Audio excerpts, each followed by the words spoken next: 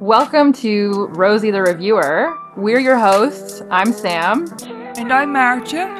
and we like World War II media, and we want to talk about it. Welcome back to Rosie the Reviewer. This week we are doing the first of a two-part series on the TV show Bomb Girls that aired from 2012 to 2014. It was created by Michael McLennan and Adrienne Mitchell. It was directed by Ken Girodi, Adrienne Mitchell, and Ann Wheeler, and was written by Michael McLennan, Esta Spalding, John Krasanak, and Shelley Erickson. And it's a Canadian drama about a group of women working in a munitions factory in Toronto during World War II. What did you think of this TV show? I like the fact that it's Canadian for once.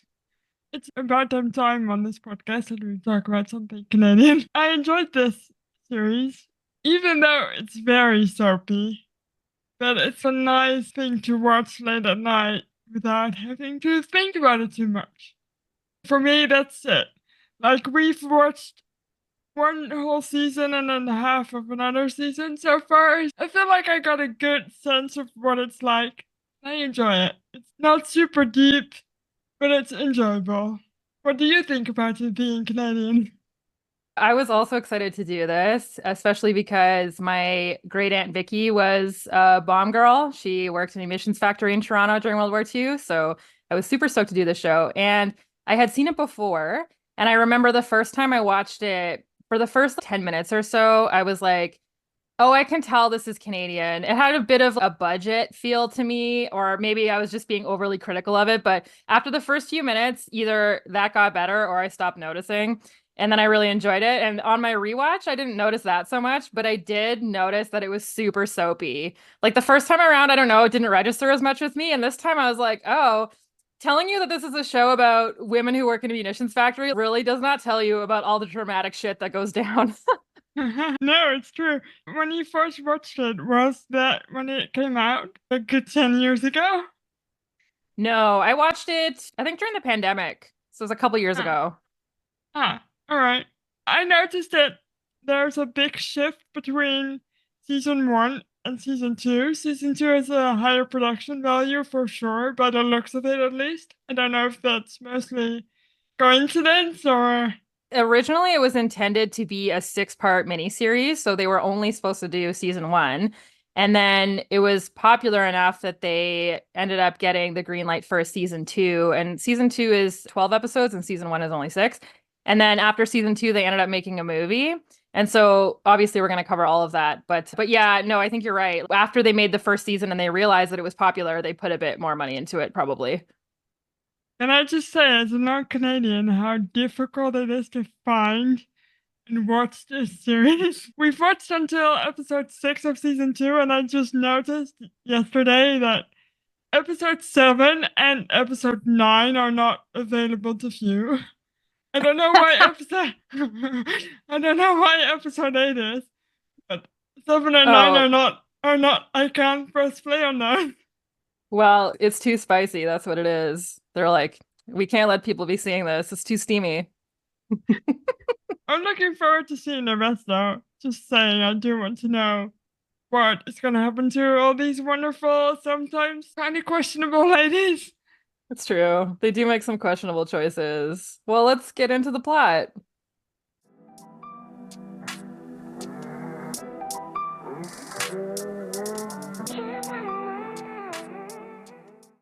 Season one, episode one. It's 1941, and we're in Toronto. And the nice thing about this, they throw in little background mentions of things that are going on so you can place yourself in time. Like, for example, in the first few episodes, they mentioned the siege of Leningrad. So you're like, okay, let's fall 1941. And then at some point, they mentioned Tobruk. And then, of course, they mentioned when the Americans get into the war. So you can follow like chronologically where we are in time, which I enjoy. And so in the first episode, we get introduced to our main characters. So first we have wealthy socialite Gladys Witham, played by Jodie Balfour. And she begins working at Victory Munitions, which is a bomb factory in Toronto. And initially she's an office worker, but she's very determined to do her part for the war effort. And she's decided she wants to become a floor worker. And so she does, but she has to hide that from her family. The second character we get introduced to is Kate Andrews, played by Charlotte Hegerly, who has also begun to work at the factory, but she has assumed a different identity. Her real name is Marion. She has run away from her preacher father. She lives at a boarding house with a number of other women who also work at the factory, including her best friend, well, to be best friend, Betty. Yeah, Betty McRae is played by Ali Liebert, and she's also a factory worker. She's the old hat. She trains the new hires. She initially is really hard on Gladys due to their class difference. It's quite obvious that Gladys is accustomed to privilege. And when Kate makes a potentially fatal error on her first day, Betty gives her a second chance. Yeah, Betty is a tough lady. She in this series, she's the most no nonsense, I'll beat you up if you hurt my friends kind of character. I really enjoyed her character. Yeah, me too. We also have Vera Burr, played by Anastasia Phillips, and Edith McCallum, played by Lisa Norton. And they're introduced as other factory workers on the same shift as the other girls and within their social group. And we'll follow them a little bit as the series goes on.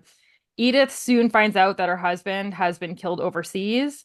And we also get introduced to Lorna Corbett, played by Meg Tilly. And she's the strict shift matron who she takes care of the girls in a way. Like she's strict, but she also wants them to get the job done and wants to look after them. And she has it out for the factory's munitions specialist, Marco Moretti, who's played by Antonio Cupo. And she believes him to be a threat to the war effort because he is Italian. Oh no. It's Dun dun oh, dun. yeah, this is where the conflict starts in this series immediately. Right into it. I really enjoy her character though, to be honest. Lorna's interesting. I've seen her before in something, but obviously she's Canadian, right? The actress. I think so. Yeah, so I don't know what I would have seen her in. I might have just imagined that. But yeah, we get introduced to these girls first, and then we get introduced to their family. So Gladys is engaged to a guy named James Dunn, played by Sebastian Pigot, I think, or Pigot. But she's a little bit frustrated by the fact that she's so rich. Basically, her life is very controlled. And kind of in an act of rebellion, she kisses another soldier, and then she finds out he's leaving to go to war. And he proposes to her, and she says yes, even though she's engaged. So, drama! Yeah, exactly. This is the beginning of Gladys making a bunch of questionable decisions. We were talking about this offline, and I was like, both Gladys and James make some questionable decisions. I feel like they're both too rich to have common sense. I had to remind myself, we've talked about this before, but in Canada, you don't have to go to war, right? If you don't want to. So in his case, James is American, so he doesn't have to go anyways because they're not involved in the war yet. But no, you're Oh, right. Basically, once Canada got the draft, it was under the condition that you could be drafted, but you only had to go overseas if you volunteered. so you'd be part of the army or the air force or whatever, but you had no obligation to take part in the war overseas unless you said, I want to go and do that voluntarily. Yes. So this guy that Gladys has just kissed, he's volunteered to go overseas.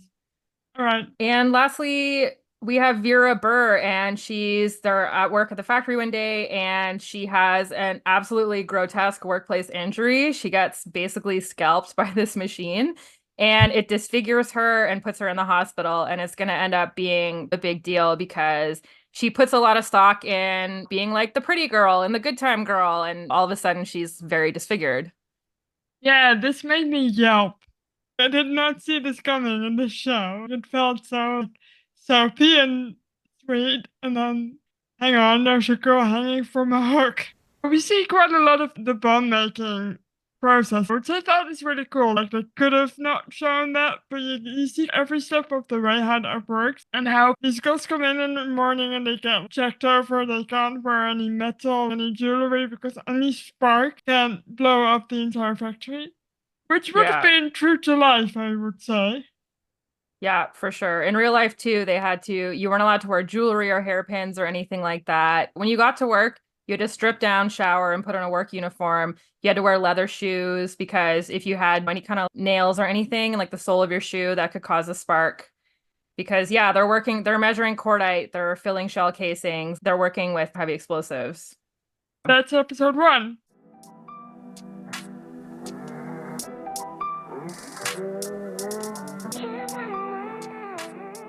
In episode 2, we see Marco, the Italian guy, who's very hot, by the way. I feel like this is a point we need to make. He's supposed to be like the hot Italian, because everybody in the factory likes him because he's hot. He And is we pretty see hot. him, yeah, we see him and a friend, Archie Arnold, played by Billy McLeland, and they are testing the bombs that the girls are making. And they're talking amongst themselves, and then one of the bombs blows up, and it's a faulty bomb. And Archie is pretty heavily disabled, and he ends up in the hospital. And inspection is then takes place at the factory, and all the women on the blue shift, which is the shift that all our main characters are on, must undertake a test to prove their competence. And Marco already knows that it's not their fault. It's one of the men who mixes the explosive. Yeah, they do kind of get blamed because the factory boss is like, listen, you're all going to take a test to see how competent you are, and whoever scores the lowest is getting fired. Basically, Yeah, they decided that someone's head needs to roll, and it's not going to be one of the dudes. exactly. That is true. They immediately decide that one of the girls has got to go, no matter what the outcome of the actual investigation is. Of course, Gladys, a rich girl who thinks she owns the world a little bit, tries to rally the women to stand up for themselves and make suggestions to make the factory safer and more efficient. So it's well meant, but it's not maybe the smartest thing to do at this point. And the women, they are a bit reluctant. Yeah, because Gladys can afford to lose this job, right? If she gets Right. fired, it's not the end of the world for her. But for all these other women, they need this job. It's their livelihood basically. So they're like, we don't want to make any waves. Initially, they are reluctant, but it's Betty. She's sick of being walked all over, and she comes over to her side. Yeah, so Edith gets fired despite the accident not being her fault. And she's the one whose husband just died in the war, and she has two young kids, and it's terrible. And so Lorna goes to convince Marco to help get Edith's jobs back, to basically be like, look, you know as well as I do that this is not her fault. This is one of the guys, whatever. And Marco agrees, despite the fact that his position is also precarious in the factory because he is Italian Canadian and they're viewed as being suspicious. And he kisses her. Oh no! Dun dun dun. Drama! Now, Lorna's husband, because she is married, Bob Corbett, played by Peter Outerbridge, he's a World War I vet with significant PTSD, and he's in a wheelchair, and he basically sits at home and he like carves these little figurines, and their marriage seems very strained. And Lorna is, even though she has this marriage that's not going that great, she's not immediately won over by Marco's charms. You can tell she's kind of into it, but she's also like, how dare you? Why would you kiss me?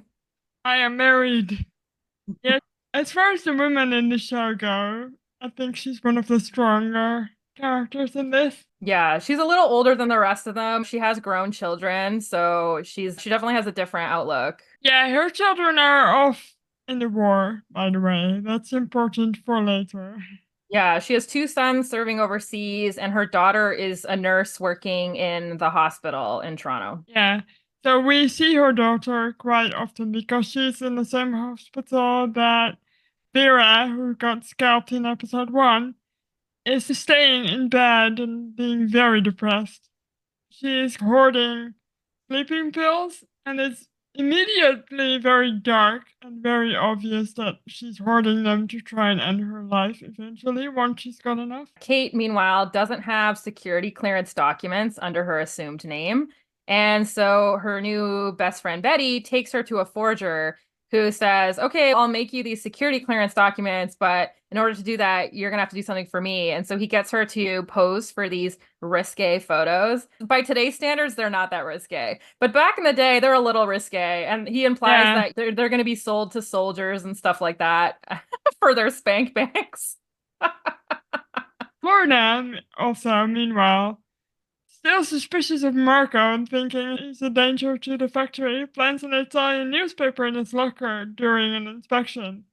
And he ends up getting fired. And I did watch this bit and think, that's because he kissed you. You're just threatened by his being at the factory at this point.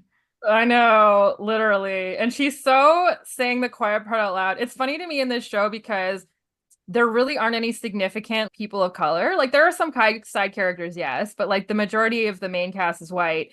And then, but their stand-in for like regular racism is like how racist Lorna is towards Italians. Yeah, it's, I don't know. As we said, it's pretty soppy. Still, it would still have been that way. We'll get there later, but there's a POW camp that actually existed in that we see in the series. So there, Yeah. it is based in reality. It's just Yeah, exactly. It is absolutely true that people were suspicious of Italians at this time because they were our enemies in the war. So that is absolutely true. But I just think it's her hatred of Italians is just so like over the top. yeah, you can just tell it's not just the fact that he's Italian. It's also the fact that he kissed her and she's into it. It's just like Yeah, I must exactly. remove this temptation from my life.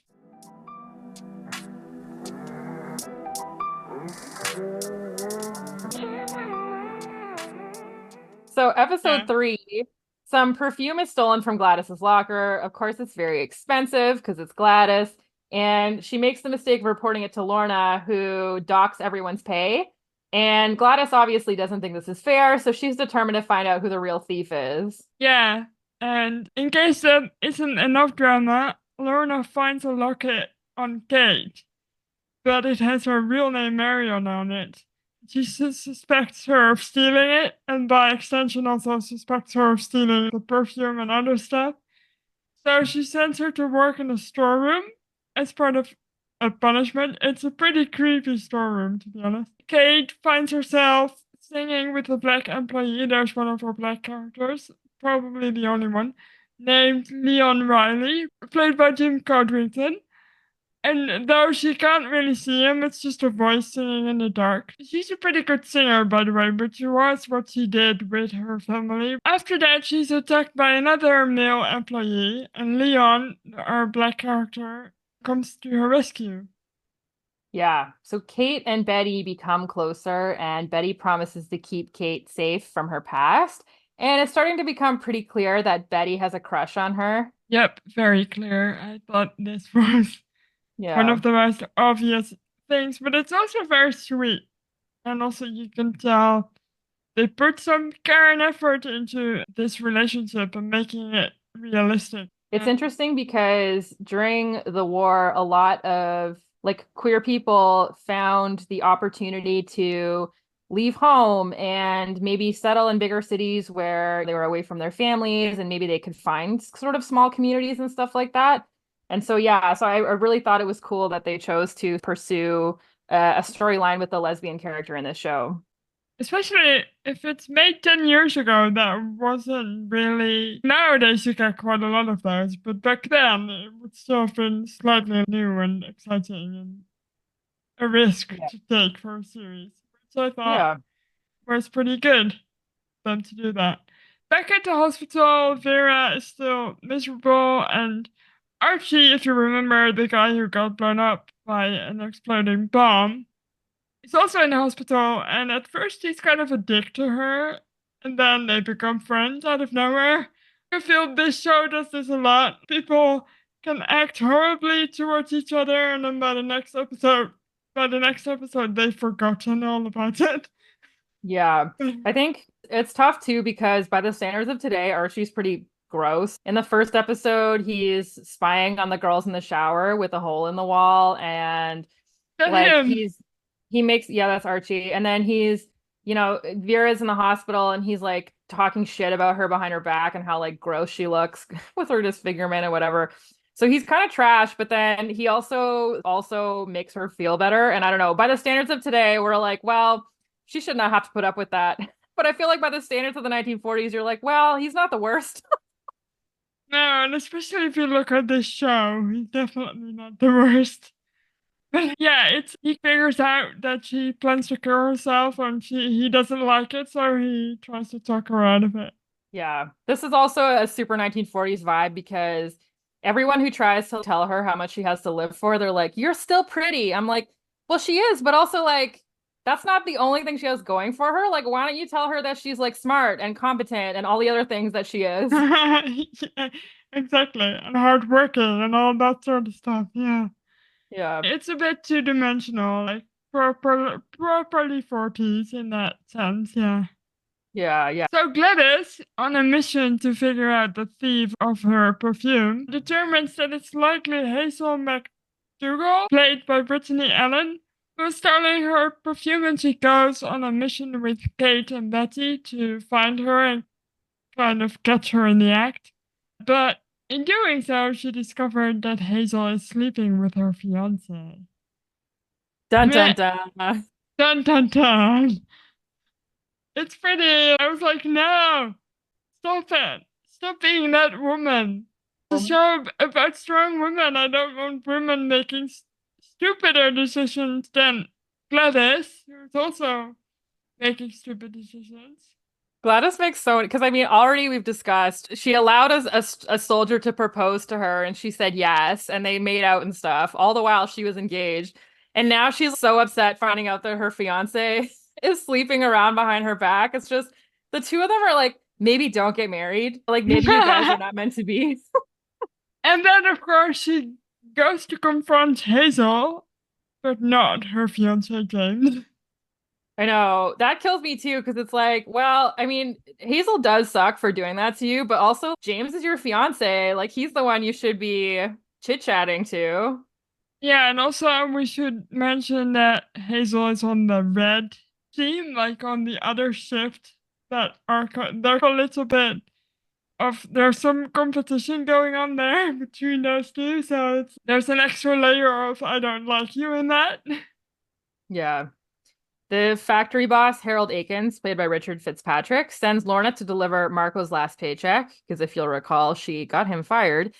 And the gossip around the plan is that Marco has been sent to an internment camp for Italians, like his father, who's currently interned.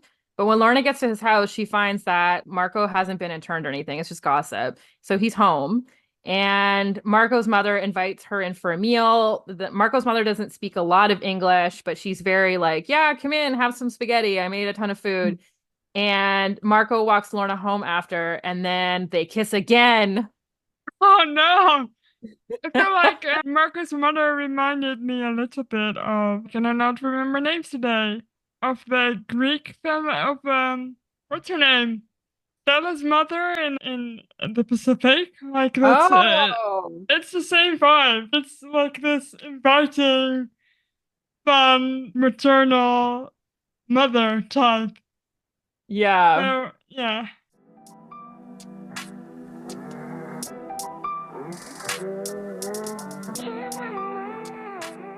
Well, in episode 4, Victory Munitions, which is the factory where they all work, it builds its millionth bomb. And a propaganda filmmaker tries to recruit Gladys to be in a reel to recruit women workers because she's so glamorous and pretty, etc.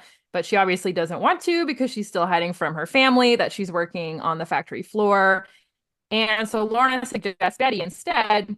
And then Betty initially is not sure. And then they shoot the commercial. But in the commercial, they sort of depict her as being like a housewife whose husband is away at the war. And as soon as he gets back, she can't wait to go back into the kitchen and whatever. And of course, Betty does not like that at all. And no one does. Lorna doesn't either. And she's like, oh, I'm sorry I put you forward for this and I didn't know they were going to turn it into this.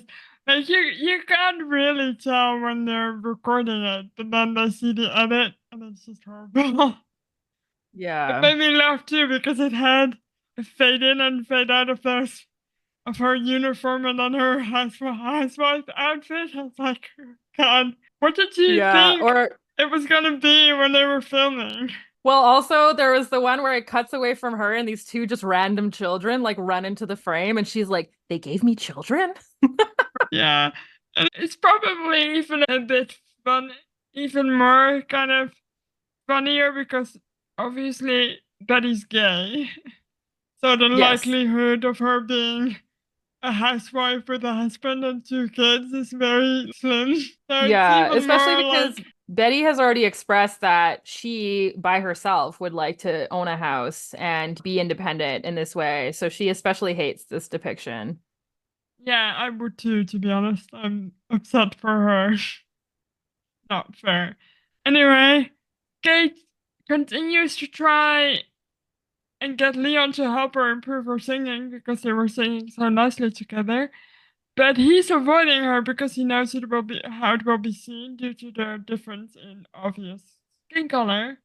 And he's been threatened by these other male workers too of telling him to stay Yeah. away from her. I find they don't come down super hard on this, but you can definitely tell that he's a little bit wary of people seeing them together and thinking that he's going to make a move on her or whatever. And at the time, people were pretty racist about mixed race relationships. And so he doesn't even want to be seen with her lest people make assumptions. Yeah, and she doesn't even see it, I don't think. She's just like, but I only want to sing. Yeah, Like, she's very girl, sheltered. open your eyes a little bit, look around you. Yeah. Well, Lorna, meanwhile, she drafts a code of conduct for the factory workers, which is transparently like, Marco kissed me a couple times and I liked it, but I'm mad that I liked it. So I'm gonna draft this code of conduct because everyone better get in line. And she happened to have spotted Marco with one of the factory girls. He's kind of a ne'er-do-well, like he's very charming, but he's always getting with different ladies and whatever. So she's like, all right, we're gonna have this code of conduct. And meanwhile, at home, her husband Bob is spending time with Edith, the worker who got fired, and her children in a way that he never really engaged with his own family. Like you can tell that he was always kind of distant with his own sons, etc. And so he's spending a lot of time with Edith and her kids don't know yet that their dad has died in the war. And so it's like this whole thing. And Marco tells Lorna that he can't stop thinking about her, and then they sleep together, or we're meant to Oh, imply that they slept together. yeah, like in the office, right? Am I right? Is this in the office? I believe so, yeah. Or is this the second time? Because I do it twice, I God, yeah, believe. it's one of those two. One of them. Yeah, it's pretty steamy, to be honest. But I have to say, they do have good kisses in the show. It's not, they're attractive kisses, is what they are. Yeah, and I do like as well that Marco and Lorna are a bit older than the other girls and or the other characters in the show. And so it's nice that the steamy, risque, illicit relationship is between a couple of older characters. People who should know better, basically. Yeah, but I just feel like it's always the illicit romances are always the young hot ones. It's never the slightly older characters that get the opportunity to do that. And I do feel like Lorna feels seen by him. Her husband isn't giving her very much affection at all, and he's being almost mean to her sometimes. So I think she feels seen by him, by Yeah. Marco. Yeah. Absolutely. And meanwhile, Gladys finally confronts James about his affair, and it goes about as well as you'd expect. They have an argument about it. She ends up really unhappy. She starts acting out. She's partying it up and getting herself into trouble and that kind of stuff. And then we find out that James got an STI from his affair with Hazel. And oh my goodness, it's so funny because the doctor's like, listen, why were you smashing this random woman? And he's like, well, I didn't want to be inexperienced on my wedding night. And the dumb part is that you kind of believe him. You're like, him and Gladys are definitely two dumb of ass people. I'm like, maybe they are meant to be together because they both make terrible decisions.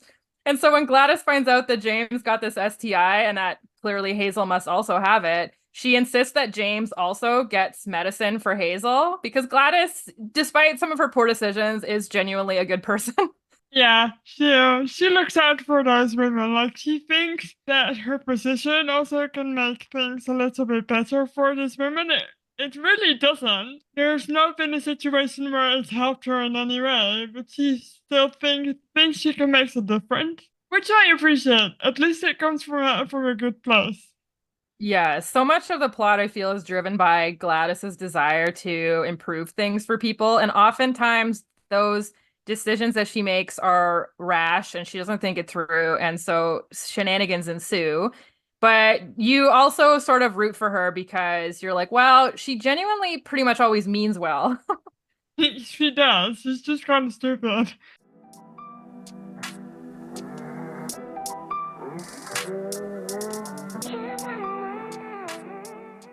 So in episode 5, we know we're in November because the factory is hosting a ceremony for Armistice Day, at which Lorna makes the big speech, and her husband comes because he's a World War One vet, and he didn't really want to come, but he ended up coming to support Lorna.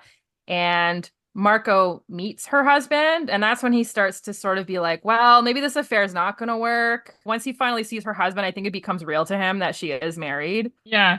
Can we talk about briefly what Armistice Day is? Because I really honestly do not know.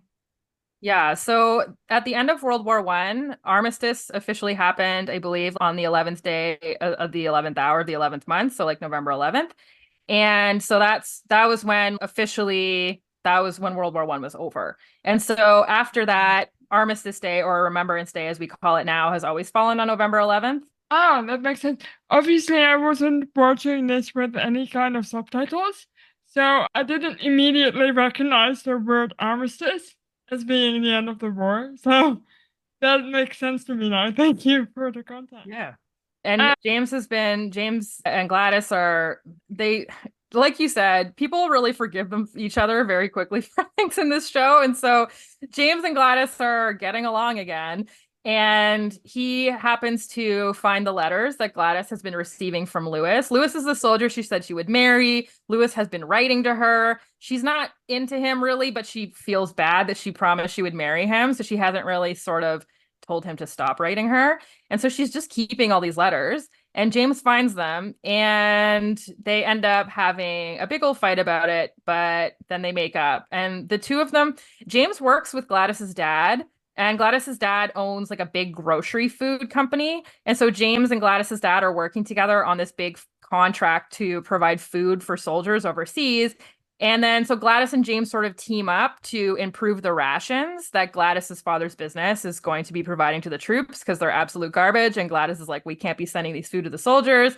And James is like, well, you're my fiance, and so I guess I'll be on your side on this one. yeah, and then I don't understand what happens here because he then finds these letters and he gets so upset that he ends up signing whatever contract it is anyway, and we don't see any. It doesn't get mentioned again. Consequences? What's going on? Yeah, they're super flaky. James changes his mind every 25 seconds. So that's what it is, I guess. Kate gets the opportunity to sing with Leon's band, which makes Betty kind of jealous because she can tell that Kate's really get along super well with Leon. And obviously, as we discussed, Betty is into her. Yeah, and then back at the hospital. We're still in the hospital, guys. Vera and Archie are still there.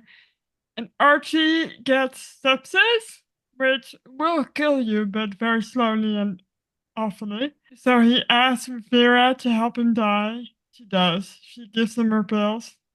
She saves so meticulously. It makes me cry, which I hate because I didn't really like Archie.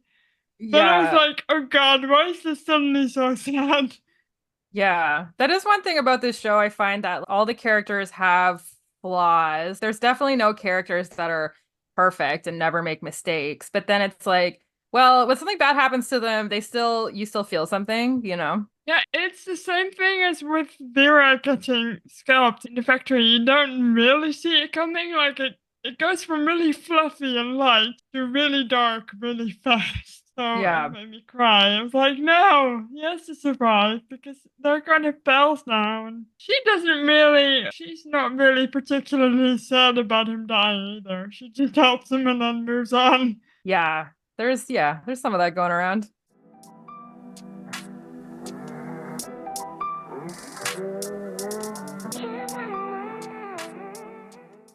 In episode 6, Gladys's parents discover that she has been lying about working on the factory floor, and they are trying to make her stop working at the factory. And so she decides very impetuously that she's going to marry James earlier than planned so she can get out from under their thumb. And James agrees to this initially. He's like, yeah, let's do it. In a dramatic turn of events, Lorna discovers that she's pregnant with Marco's baby. Oh Dun, dun, no. dun. And when Gladys's mother bribes her to get Gladys fired from the factory, Lorna uses her own pregnancy test to make it seem like Gladys is pregnant, which would be cause for termination, I think.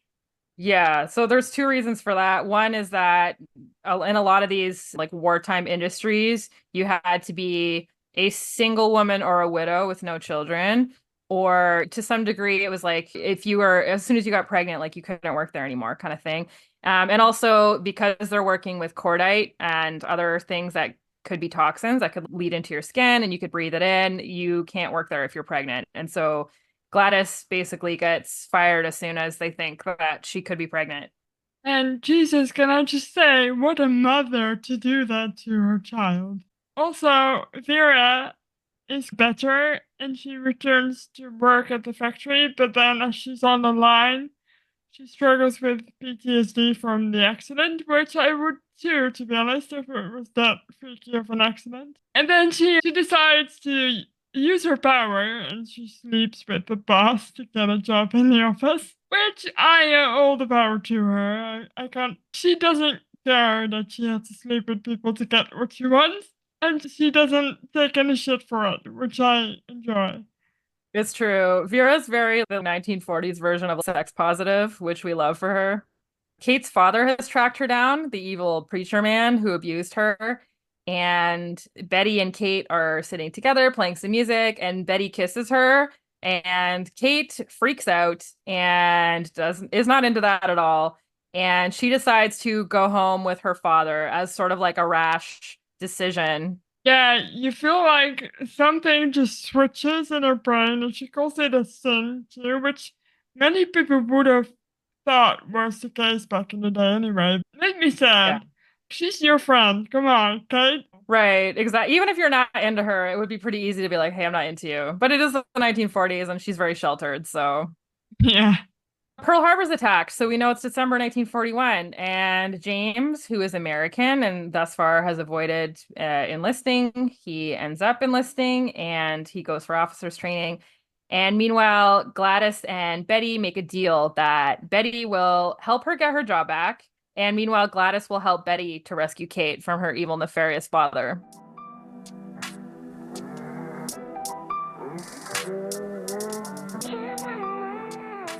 So that's the end of season one.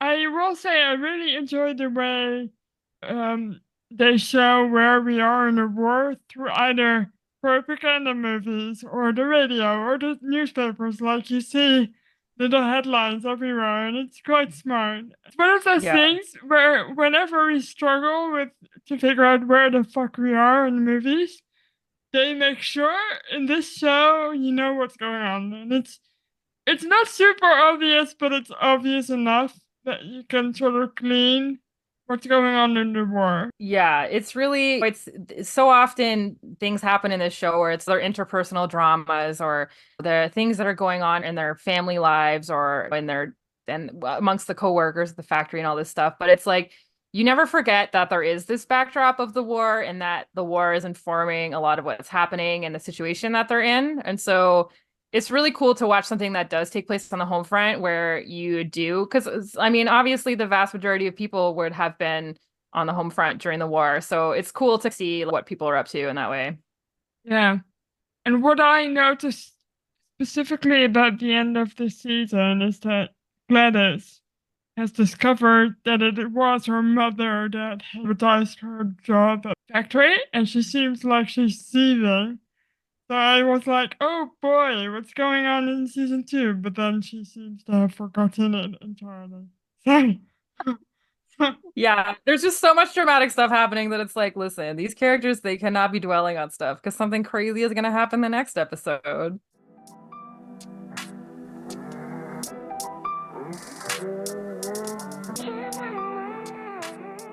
speaking of, in season two, episode one, Gladys's parents are allowing her to work at the factory because they have figured out they can use her in an advertising campaign for the company. It's making me laugh. Yeah. These people are so petty. This entire family is just petty. Oh my God. Her parents are so cynical as well. They're just constantly trying to figure out how to use everything to their advantage. Yeah, Yeah. how can we make more money? Basically, is what they ask Yeah. themselves every single day. Gladys Uh, decides to use her parents' contacts to throw a fundraiser for the Red Cross, but then So she invites all the factory girls and they're having this fundraiser to make some money for the POW camps. But her parents are trying to use the party to get a food contract with the Red Cross.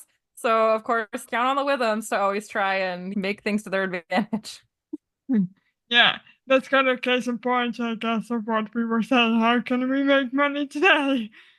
And I feel bad for Gladys because she really was trying to showcase the women on the line and her friends. These are gonna be the heroes. And then her parents put her on like she's like the face of the advertising campaign. She has to wear a Yeah. pretty dress and give a stupid speech, stuff like that. But she does very nicely then trick her father into donating a lot of money, like $3,000, I believe. Yeah. It just changes the speech to saying that Rhythm Foods will just donate loads of money. But Betty was nearly outed after the fiasco with Kate. So, to try and not be outed, she starts dating this sweet boy named Ivan. He's another factory worker, and I feel like he can do no wrong. He's very sweet. Yeah, and part of it is that she's dating Ivan to hide the fact that she is gay, but also I think that you get the sense that there's part of Betty that like really is sort of in denial about the fact that she kissed Kate and got rejected so brutally, sort of pushed her back into the closet, and she sort of seems to be of the mind like if I date Ivan and pretend to be happy, then like everything will be fine. Lorna Um, turns to Vera for help in terminating her pregnancy. They go to visit this lady who lives on this questionable street to get a tea that she can drink, but ultimately she decides not to go through with it. She's going to keep the baby. And meanwhile, Vera's pretty supportive of her while she's doing this, but Vera herself is still trying to find her footing as an office girl. The other office girl is Gladys's friend, and she's like a bit snooty, and so Vera's trying to sort of figure out her way around. yeah, and meanwhile, Betty is still looking for Kate, and she does find her and attempts to rescue her from her father, but they accidentally together kill him. He falls off a big high landing kind of thing. Yeah, it's an accident during a struggle, but it's still obviously they were there and involved.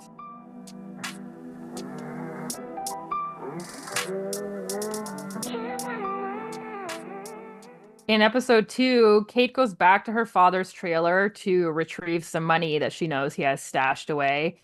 And she keeps thinking that she's seeing her father everywhere. She's like, maybe he's not really dead. Like, maybe we didn't really kill him. And you can tell that she's very, she's sort of starting, the effects of what happened are starting to kick in a bit later. And while she's at the trailer, she encounters a detective who's investigating her father's murder. And Kate considers leaving town to protect Betty, but she realizes that the factory girls are sort of her family now, so she decides to stay. I love a good found family. Yes, I love that too. Yeah. So Betty is neglecting her relationship with Ivan in favor of Kate. And Ivan does notice this and it makes him sad. Yeah, it sucks for everyone involved, really, because Ivan doesn't really deserve this, but poor Betty, she's between a rock and a hard place. Yeah. Gladys's fiance James has returned on leave before he ships overseas, and he admits that he nearly washed out of officer training, and he's very worried that he's not going to be a big war hero. And we're getting the news that Singapore has just fallen to the Japanese, and there was a ton of British POWs taken, and a lot of people were talking about how one of the issues was the officers like didn't weren't properly trained and that sort of stuff. And so this is all sort of factoring into his fear that he's not going to be a good officer and he won't be able to lead his men. I like this angle because he was a douche and now they're giving him some humanity and some humility as well, which I enjoy. Yeah, And but he does say, I joined up because of you. God, dude, take the responsibility you took. Come on.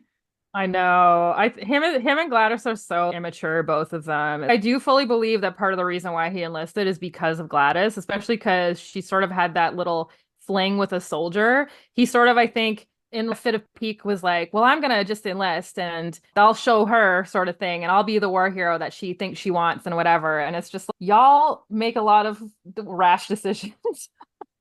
Yeah, I at this point I hated James before this point, and at this point I started to like James, which is a bad sign, really. I'm not allowed to like anyone. Yeah, it's really, you shouldn't get attached to anyone in this show because, whoa, nobody is safe. Meanwhile, we were talking about how she was sex positive before. She goes to stand on the street corner and takes a soldier who comes back on, I guess, on leave for a Valentine's Day dinner. That's not all. I think it's insinuated that she sleeps with all of them. Yeah, it's sort of the beginning of her. Like, she hangs out. There's this area where people can go to pick up soldiers, and there's sort of like a wink, nudge implication that women who do that are sleeping with them. And I think we're supposed to imply that or get gauge from that that that's what Vera's doing. But you can tell that she's very lonely, and because she Yeah, has she this likes the facial company. disfigurement, Yeah. yeah, when she's with these guys, she feels validated, and you sort of really feel for her. Yeah, I do. I really like her in the show. She's got a good like arc. Out of all the, not all of the girls have these amazing arcs, but she does. She's trying to basically figure out who she is after this terrible accident, and I quite like Yeah. that angle. Meanwhile, after Lorna has just decided not to take the tea to end her pregnancy, she has a miscarriage. And it's Gladys who helps her get to the hospital, and then Bob, her husband, and Marco confront one another at the hospital, and Bob actually punches Marco. And I feel bad for all of them, to be honest. Yeah, it really sucks because obviously Bob has PTSD. You can tell that he's been depressed for the last 25 years or whatever and just doesn't feel useful. And because of that, he hasn't been a full participant in his marriage. You know that like Lorna is feeling very lonely and not paid attention to and all this stuff. And then poor Marco genuinely seems to have feelings for Lorna. Like he's telling her, like, yo, if you leave your husband, like I'll look after the kid. Like I'm perfectly happy to embark on a life with you. And so you do feel a little bad for everyone involved. And like, it's still cheating and it's wrong, but still, you feel like these people, like all three of them, deserve some happiness. Yeah, I just feel for sure. bad. And also, there's something strange going on at this point as well between Bob and Edith. They have a little vibey thing going on. Edith is the one whose husband died in like the first episode overseas, and she didn't want to tell her kids about it. And so this whole time, Bob's been writing letters as if he's the kid's dad so that Edith can avoid telling them that their dad is dead for a little while longer because she like can't really face it. And so Bob is writing all these letters as if he's the dead dad of these kids. And he also takes the kids to the park and teaches them how to fly a kite. So he's really engaged with Edith and her kids in a way that he was not with his own family. Yeah, it's tough to watch. But so everybody, no one is unflawed in the show. So that's Yeah. why I also tend to forgive literally everybody in the show because they're all just making tough decisions and stupid decisions, and I don't hate anyone for it. It's true. People tend to redeem themselves too, even if it's not perfect. Generally speaking, it's like, well, they might make a bad decision, but then maybe they make a better decision later on, etc.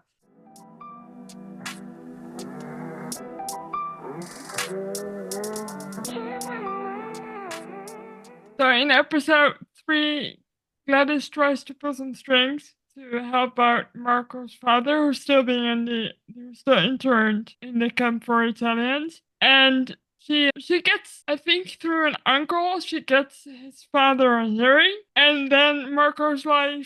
It's like, yeah, but it's in 2 days, and how am I gonna get there? Because it's like, I don't have a car. And she's like, I have a car that my fiance gave me. I will drive you over there. So they go to the camp and they try to talk to Marco's father, but it all goes terribly awry, and Marco ends up being imprisoned instead of leaving. Yeah, so it's pretty dicey. You think that maybe Marco might end up imprisoned in the camp also, and they end up getting held there overnight, and it's a whole thing. Yeah, Uh, and and his mother too. yeah. Lorna's daughter gets into medical school, which is pretty exciting. If you'll recall, Gladys's mother teamed up with Lorna to get Gladys fired from her factory job, and Gladys's mother promised to pay for Lorna's daughter to go to medical school. That was the quid pro quo that they had. And so Lorna's daughter gets into school, and Bob attempts to help with the war effort by getting a job, but nowhere will really take him because he is disabled. And Lorna at the factory She's all excited because she's going to teach a life skills class to all these new factory girls. And it's a cooking class, and nobody likes it. And soon Vera takes over the class and teaches all the girls how to do makeup on a budget, and they love it. And I do also like that she puts the makeup on Lorna, who then in turn feels quite pretty. Yeah. I thought that was sweet. Kate is drinking heavily to deal with the fact that she actually doesn't regret killing her terrible father. And we're all in the audience like, your dad sucked, Kate. You don't have to feel bad about that. But anyway, she's drinking a lot. And Betty is like, all right, well, I got to do something with this girl. I need to help her out. So she takes her to church on Leon's advice. And so they go to a service, but actually it's Betty who gets something out of the sermon, and it really touches her and impacts her. And she decides that she needs to follow her heart. And so she breaks up with Ivan. Can I just say, poor Ivan? Yeah, you do gotta feel for Ivan. I Uh, feel bad because he's been like very sweet to Betty and it's like I can wait. We can take things slow and then they do have sex, I believe, eventually. So I'm like, poor Betty as well.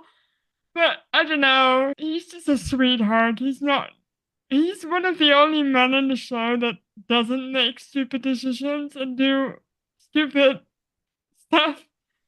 So, yeah. yeah. Well, I mean, so far that we know of. Listen, we discussed this offline. We're like, the every extra second of screen time any of these characters get is another second where they can make an absolutely terrible decision. We meet one of Lorna's sons, Eugene, played by Brett Dyer, who returns home.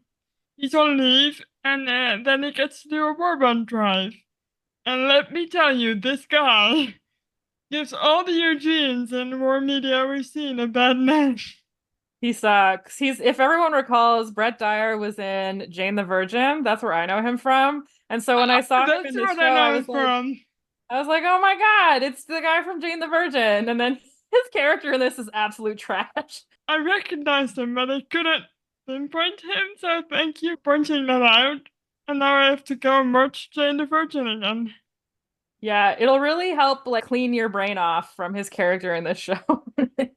So in episode 4, Lorna hosts a dinner to show off Eugene. He's her baby boy. He can do no wrong. He He's walks in the light. promoted as well, right? He's just Yeah, he's gotten a been promotion. promoted. He got a medal. The sun shines out his asshole. And then a blackout drill happens, and Eugene just bails on the party. He just leaves. And he goes to party with the factory girls, and he flirts with Gladys, but she's initially not super receptive because she's worried about James. And Lorna refuses to accept that Eugene bailed on this party. She's like, no, he would never. He must have had to do something or whatever. So Betty, while at this party, goes and gets pickles from the cellar, and as she's on her way there, she stumbles upon a German officer who has escaped from his POW camp. And we find out that Betty's parents, surprise, are German immigrants.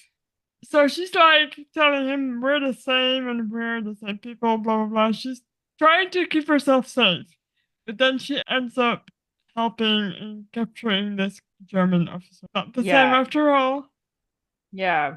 And yeah, there were quite a few German prisoners of war who got brought overseas to POW camps in Canada and the United States.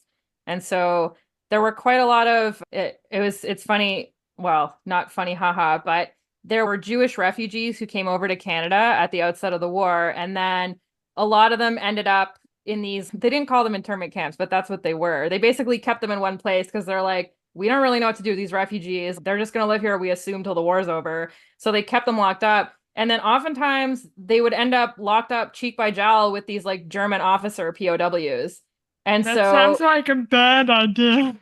yeah, mistakes were definitely made. Yeah. So they would keep these German POWs in beside like all the other internees, which was like very questionable, of course. Kate realizes that she's losing her ability to sing, and all this partying all the time isn't making her feel better. And so she joins Leon's choir. Yeah.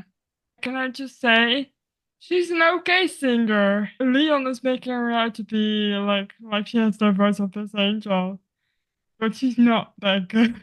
Yeah, she's fine. It's a series, so you can't really expect them to have Beyonce on the show, I guess. In my opinion, her voice is very well suited to 1940s era songs. Her voice is a bit old-fashioned sounding to me. I don't know if the actress is doing that on purpose. Carol, who's played by Carlin Burchell, she's Gladys's wealthy friend. We've seen her a few times. She's also a fellow office worker who works in the office with Vera, and she's a snot because she's wealthy. She looks down on Vera. And she ends up inviting Vera to a social event for some upper crust ladies to stuff ditty bags for soldiers. And Vera shows up and she helps them make their process better. And some of the ladies really like her and enjoy her being there. And then Carol makes a really snotty joke about Vera being working class and hanging around with soldiers and that kind of stuff. And so Vera is quite upset about that. Yeah, I don't know why Lettuce is friends with this girl, to be honest. She's kind of horrible.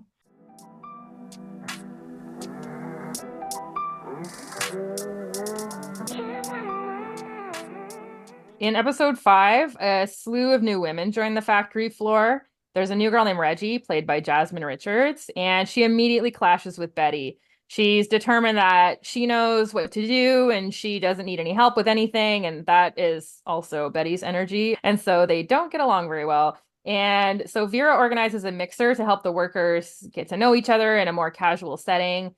And it helps that Vera and Carol are in the midst of competing for an office manager job. And so Vera takes on this mixer organizing thing in order to prove herself to the boss. And ultimately, at the mixer, Carol is a brat and she embarrasses Vera in front of everyone, and then neither of them get the job. Yeah, I guess that is what happens when you fight too hard. Like, Yeah, they were, to be honest, they were both obnoxious about getting the job, but still, Vera is the better candidate for it. So I feel she should yeah. have gotten it. But Well, Carol doesn't need the job either. rich, yeah, I know. Yeah. Gladys starts to spend, frankly, inadvisable time with Eugene. He sucks. They depict him as charming and stuff, and she obviously is attracted to this sort of thrill and feeling of danger. And obviously, James has been gone for a while, so she sees the appeal in this guy, but I mean, he's trash. They end up getting into trouble because they're driving along at night, and he basically almost he plays chicken with another car, and they almost get killed. And then afterwards, she decides she's really into that, and they make out in a park, and they get caught by the police. And she really gets into hot water with her mother, and it's a whole thing. You can't really see, guys, but I'm rolling my eyes. Ugh. Girl, what the fuck are you doing? Literally the whole time, I was like, you know what? It's consistent with her character to make impulsive decisions in this way. But man, Yeah, the but whole time, I was like, girl, at least the other guys have been sort of nice guys. This guy's just an asshole. yeah. And of course, Gene is Lorna's son, and Lorna doesn't want to admit it, but Eugene is also clearly suffering from PTSD. Like he's having like flashbacks, and he's sometimes he doesn't know where he is, and it's a whole thing. And but she doesn't want to admit it. He could do no wrong. Yeah, there was some of that going on in the car as well when he's playing chicken. You can see him zone out, like he's Yeah. on the plane again and dogfighting with another plane. It's Yeah. yeah. And they're talking about like Lorna and her daughter try and get Eugene into this special medical program, and he gets really upset with them, and it's a whole thing.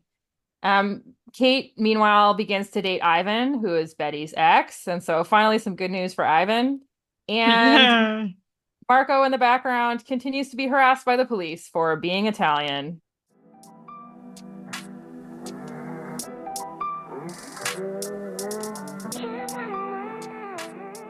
So in episode 6, Victory Munitions host a war bond event sponsored by Rhythm Foods. Their slogan is now, "It's rhythm, we're rhythm."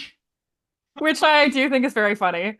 Yeah, it's pretty clever, to be honest. Betty confesses that it's hard for her to watch Kate with Ivan because she still has feelings for her, and they argue about this. Meanwhile, there's a Canadian Women's Army Corps soldier, played by Rachel Bilson, and she's called Teresa, and Betty finally gets a little bit of happiness because they hook up together.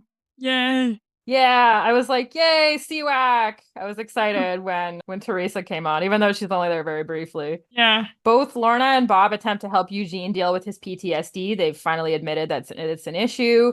And he ultimately has like an episode on a rooftop, and he seems like he's maybe going to jump off, and Lorna and Gladys end up having to go up and talk him down. This confused me a little because Lorna had to promise him that she would let him go back to war in order for Yeah. him to calm down. I was like, all right, this is gonna end up badly. Well, I don't really care about Eugene though, so Yeah, it's unfortunate. There was probably tons of Eugenes in that era, and they all came home from the war with a skull full of trauma soup and never got any help for it. so Gladys is living in a hotel, by the way, because she didn't want to live at her parents' house anymore. But she learns that it's her father who's been paying for her hotel room instead of James, even though James had said he would pay for it. So when she finds this out, she decides to move into the boarding house with the other girls. And she's broken off whatever fling she had going with Eugene, who's returned to the war, God help him. Yeah, it is Uh, funny when Gladys goes to live in the boarding house. They make it quite clear that she's very unaccustomed to having to share space with other people and not having help and having to deal with all of her own stuff. yeah, it made me laugh when she was in the hotel room and someone knocked at the door. She said, "You have to wait a minute, and then you can come in and clean." I was like, "All right, white girl, slow down." Yeah. And Uh, during her last phone conversation with James, Gladys had tried to tell him about Eugene. She was like, "I need to be honest with you." And he could clearly tell what she was going to say, and he was like, "Hold that thought. I don't really want to know." And so they I ended have up to getting go cut fight a off. war now. Yeah, and so they ended up getting cut off, and so she didn't get to tell him about Eugene, and then she gets a telegram in the mail, and unfortunately, James has been killed in a bombing in England. No, this made me upset. I'd finally started to think that James was maybe the decent one in the show. And like I said, no one is safe. Whenever I start liking someone, they die. Yeah, it was tough. The scene where she gets the telegram and all of a sudden, I feel like it hit me at the same time as it hit her that it's like, you're gonna open this telegram and your life will be different forever. You're Yeah. gonna open this piece of paper that's gonna tell you something absolutely terrible. And yeah, I feel like they did hit that emotional beat for sure. And then, of course, it's Lorna instead of her mother who's with her. Yeah. Made me sad. I was like, no, I just started to kind of like this guy, and he was growing up and being this sort of at least a little bit wiser officer at this point. And died. Yeah.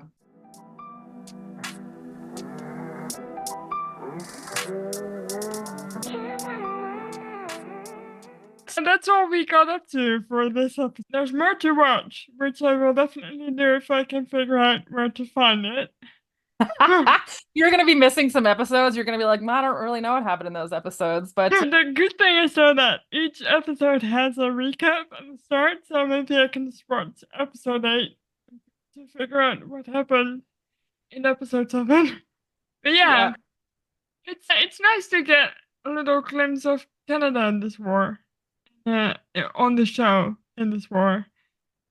So I Yeah. like the backdrop of the war. It is one of those shows where it's mainly the backdrop, but it's a more obvious backdrop than most other backdrop things we've seen, if you know what I mean. Yeah, and even the little bits and pieces, like when Lorna's trying to teach her life skills class, you can tell the impacts of rationing on the food they have available. And things are happening in the background. It's like, oh, so and so is having to do this because her husband's overseas. And it is in the backdrop, but you can tell how it's impacting their everyday lives. And I feel like Yeah. just again, like a perspective that's not as commonly seen in war media. So I really want to watch the rest, but I also want to watch other stuff. So I'm like, what do I watch first? Do I finish the show?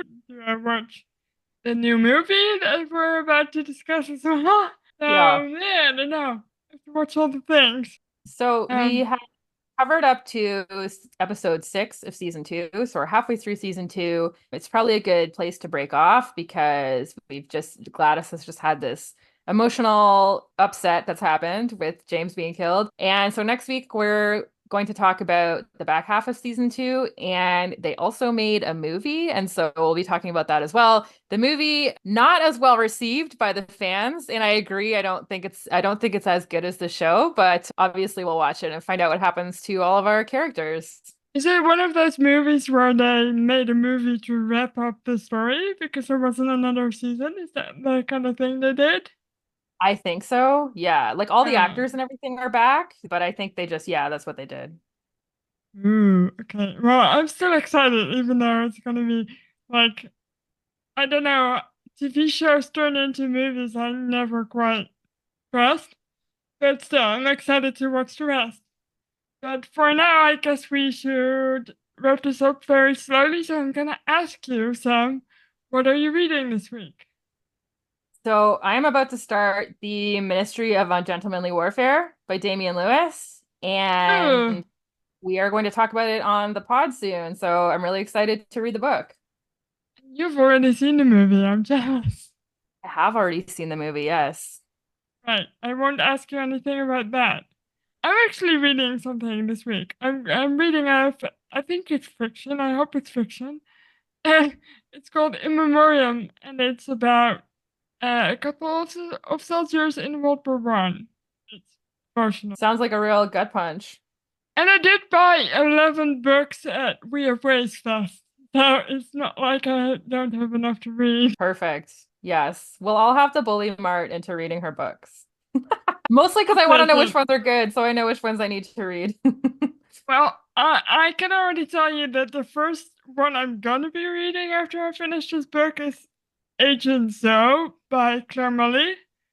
Claire Mully was one of the people who also had a talk at the festival. She's awesome, dude. You would have enjoyed this talk. But I'm excited because all of her books are about women in World War II, and these are actual stories of women in World War II. So I'm excited about that. We might have her on the pod at some point because she said she might be interested. So that's Yeah, that'd be exciting. really. Yeah. Well, thank you for listening. You can find us on wherever you get your podcast and rate us 5 stars if you so choose. You can follow us on Instagram at Rosie the Reviewer Podcast. You can visit us on our website, rosieTheReviewer.com. Well done. See you next week, I guess. Yeah, bye. Bye.